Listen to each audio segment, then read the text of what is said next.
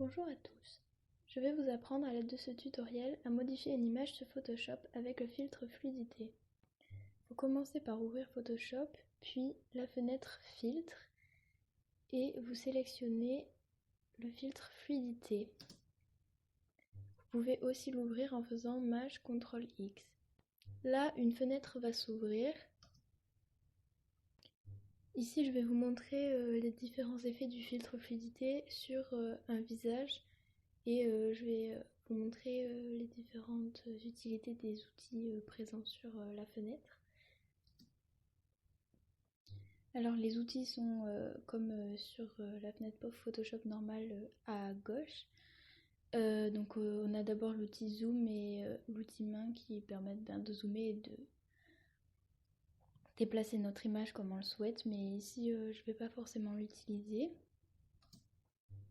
Ensuite on a l'outil visage qui va déjà être programmé pour déformer des parties du visage qui sont déjà sélectionnées par Photoshop, comme le nez, là que je vais rétrécir, ou encore les yeux que j'ai grossis. Ensuite, nous avons l'outil déformation qui est l'outil le plus courant du filtre fluidité. Évidemment, on peut aussi venir modifier les caractéristiques de l'outil en modifiant sa taille ou sa pression.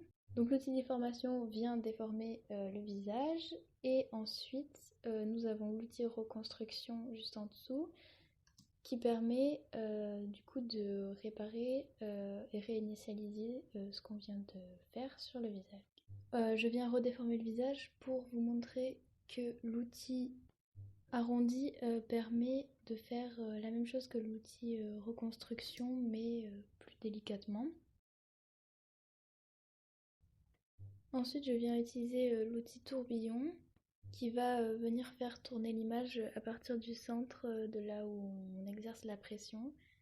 Je viens aussi modifier les caractéristiques de l'outil pour vous montrer son effet avec une plus grande puissance.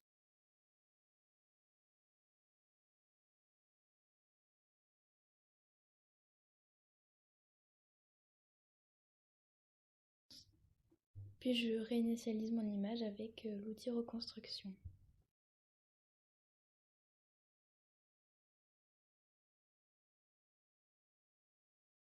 Là, je vais utiliser l'outil contraction, donc qui permet de rétrécir un point sélectionné. Donc je vais rétrécir les yeux, le nez et la bouche. Donc vous voyez que ça a un effet de rétraction. Bien sûr, pour revenir en arrière, on peut tout aussi faire CTRL Z. Ensuite, je viens utiliser l'outil dilatation. Donc l'outil dilatation permet de grossir la zone qu'on sélectionne. Donc là, je grossis les yeux et la bouche. Mais on peut aussi modifier ses caractéristiques pour que ce soit plus en détail et moins visible. Là, je viens rétrécir la taille pour grossir juste les pupilles de mon portrait. Et ensuite un peu la lèvre supérieure.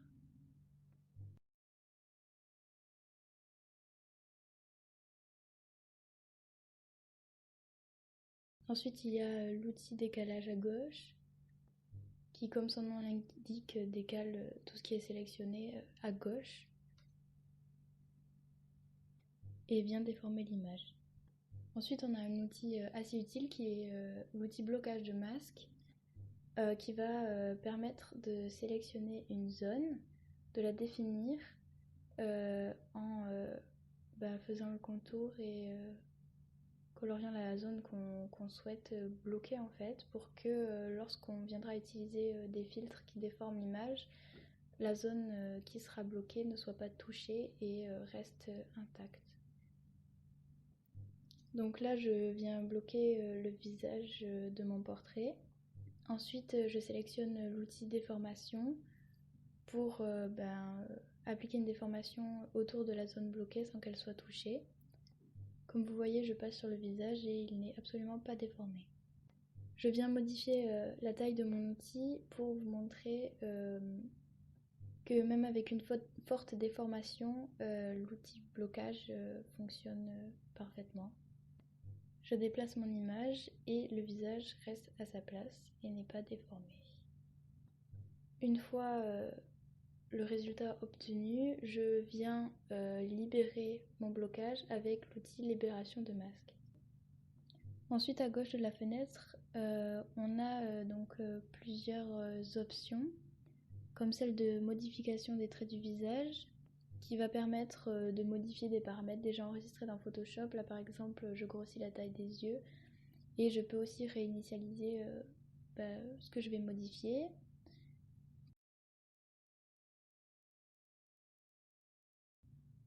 Ensuite, on a des options d'affichage. On peut choisir d'afficher ou non le filet pour voir les transformations qu'on a effectuées sur notre image et aussi choisir de ne pas afficher l'image pour avoir juste le filet et les modifications qu'on a faites. Et ensuite, on a l'opacité qui permet de voir l'évolution de notre transformation.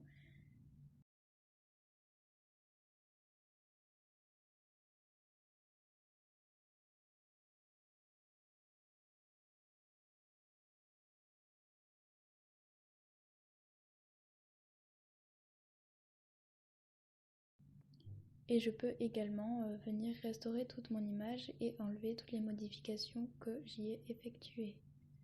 Une fois les déformations souhaitées effectuées, on n'a plus qu'à sélectionner OK. Puis la fenêtre va se fermer toute seule et nous renvoyer sur le menu avec notre image transformée. Voilà, nous avons terminé ce tutoriel. Au revoir.